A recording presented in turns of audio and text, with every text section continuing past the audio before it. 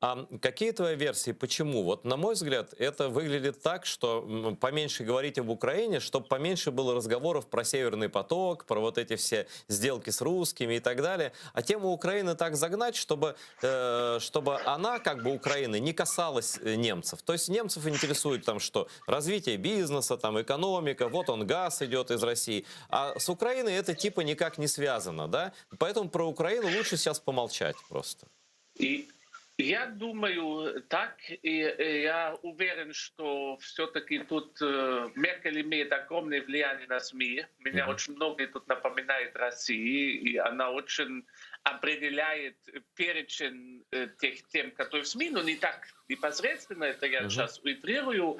И очень явно, что нет интереса, чтобы эта тема была большая. И Ангела Меркель, я давно говорю, что я считаю, что она близко к Путину во многом, что она на самом деле отстаивает интересы России. Я знаю, что многие говорили, да бред, не может быть, но часто с Северным потоком мы это точно видим. То есть это же последний кусок из этой мозаики уже. Да? Она предотвратила вступление Украины в НАТО, она предотвратила доставку оружия в Украину. И я мог бы это долго перечислить, а Северный поток — главный проект для Путина. Это все. Кто этот проект, кто добивается, что это будет достроено, это именно Ангела Меркель. Не спрашивай меня, почему. Я не думаю, что между ними любовь. Я, скорее всего, думаю, там такая, может быть, архивная любовь, если ты знаешь, что я имею в виду.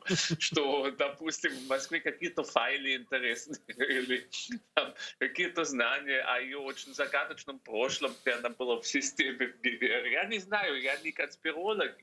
Но что я вижу без всякой конспирологии, что она на словах ругает Путина, да, Мгм. это она умеет. Путин тоже на словах за демократию и за все хорошее.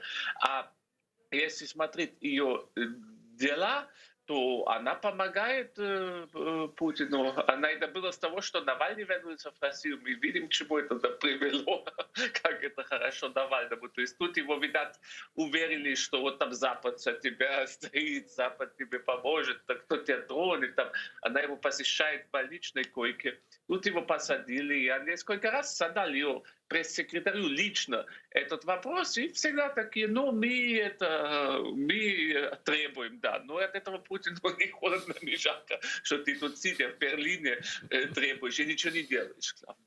Ну, да, странно. В больницу ходила, в тюрьму б тогда надо слетать. Тоже человеку плохо, хуже, чем в больнице еще.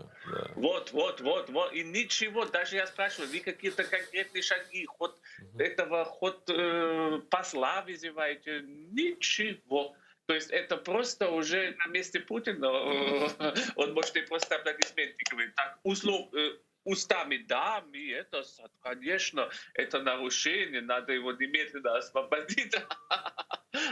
И при этом дарит ему Путину Северный поток. Но это не поощрение, но на месте Путина какой петицию вы делаете, если она на словах говорит ай-яй-яй-яй, и все делает так, что ты хочешь и что тебе главное. И самое, это потом больше всего мне нравится на федеральной пресс-конференции, потом ее пресс-секретарь выступает и говорит, ну Россия же подписала договор, она же будет с Украиной.